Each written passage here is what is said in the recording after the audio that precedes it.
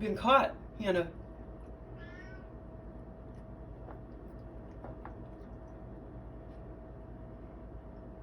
She's done this before. She smells all that beef on there.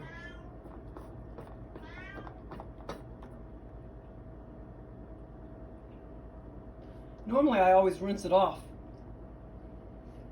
every day or whatever, because, you know, I don't know if they might get a little piece of cat food on top or whatever, so I always rinse it off. Anyway, but I probably need to give it a good washing. Especially now, since you're licking it. My God, Hannah. Why are you doing that for? I always give her the bowl. She likes to lick my bowl after I eat my beef and cheese. So I always give her that. Don't I, Hannah?